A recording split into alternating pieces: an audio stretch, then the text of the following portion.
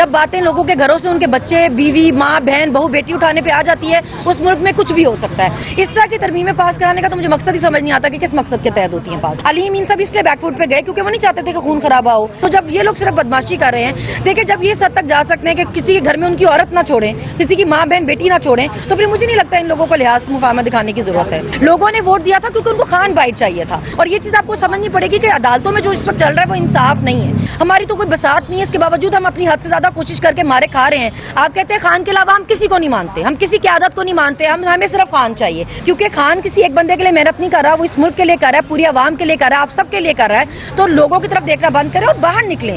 دیکھیں میں نے تو کسی ایک بار بھی نہیں کہا کہ ترمیم نہیں ہوگی, وہ اور لوگ ہیں جو بیٹھ کے کہہ رہے تھے کہ یتیم ہے ترمیم نہیں ہوگی, کیونکہ ہم نے جو حالات پچھلے 2 سال میں دیکھے ہمیں امید تھی کہ یہاں پہ کچھ بھی ہو سکتا ہے.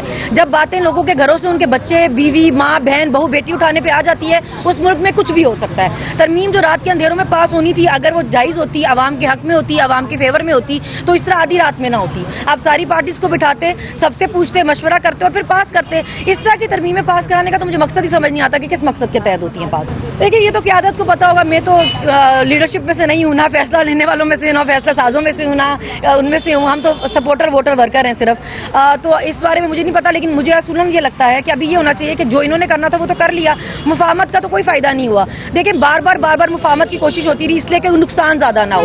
ہم اتنی مار کھانے کے بعد اتنی دیر لگا کے ہم ڈی چوک بھی پہنچے کہ خان کا آرڈر تھا ڈی چوک پہنچنا ہے, لیکن کیونکہ وہاں پہ اسی طرح مقابل آ کے سامنے کھڑے ہو گئے, ڈائریکٹ مار رہے تھے, ڈائریکٹ شوٹ کر رہے تھے, تو لوگ خون خرابہ ہوتا, اس سے بہتر تھا کہ وہ پیچھے ہوئے. علی امین صاحب اس لیے بیک فوٹ پہ گئے کیونکہ وہ نہیں چاہتے تھے کہ خون خرابہ ہو, کہ مطلب آپس میں 2 صوبے آپس میں ٹکرا جائیں. تو ہم نے وعدہ پورا کیا, وہ پہنچے ڈی چوک, لیکن اس کے بعد پھر جو ان کو صحیح لگا مفاہمت کی پالیسی انہوں نے رکھی, وہ پیچھے ہو گئے.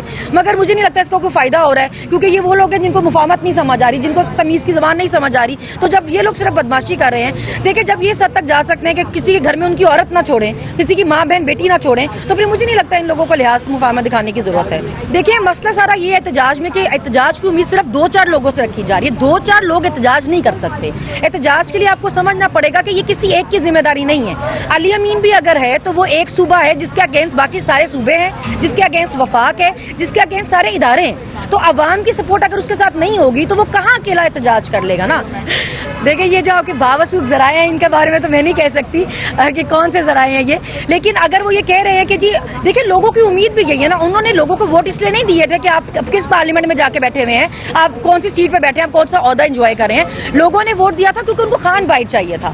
تو ابھی وہ ظاہر ہے وہ لوگ پریشان ہوتے ہیں, وہ ہمیں ظاہر ہے بیش بھی کرتے ہیں, برا بھی بولتے ہیں کیونکہ خان بائٹ نہیں آ پا رہا. اور یہ چیز آپ کو سمجھنی پڑے گی کہ عدالتوں میں جو اس وقت چل رہا ہے وہ انصاف نہیں ہے. یہ انصاف نہیں ہے جو عدالتوں میں ہو رہا ہے. ججز ہمت کرنی پڑے گی, ان کو دیکھنا پڑے گا کہ کسی ملک میں اگر انصاف کا نظام نہ رہے وہ ملک نہیں چل سکتا. تو آپ لوگ ہمت کریں. عوام تو ہم تو ہمارے پاس تو کوئی عہدے نہیں ہیں, ہماری تو کوئی بساط نہیں ہے, اس کے باوجود ہم اپنی حد سے زیادہ کوشش کر کے مارے کھا رہے ہیں. ہم نے اپنے پورے خاندان خطرے میں ڈالے ہوئے ہیں. تو آپ تو اتنی اونچی کرسیوں پہ بیٹھے ہوئے ہیں, آپ کے پاس تو پاور ہے, آپ لوگ تو اپنا استعمال کریں, اپنا حق استعمال کریں, آپ انصاف دیں لوگوں کو نا. آپ ہمت کریں. آپ نے نہیں ہمت کریں تو کس نے کرنی ہے؟ ایک عام آدمی کر رہا ہے, آپ بھی کریں. جی KPK کا بھی مسئلہ ہے کہ ان کے ساتھ بھی یہی ہوا کہ وہ ایک اکیلے, ہم ڈی چوک پہنچے, میں گواہ ہوں نا, ہم ڈی چوک پہنچے, لیکن یہ نہیں ہو سکتا کہ ہم KP کا بھی پورا راستے کھولتے آئے.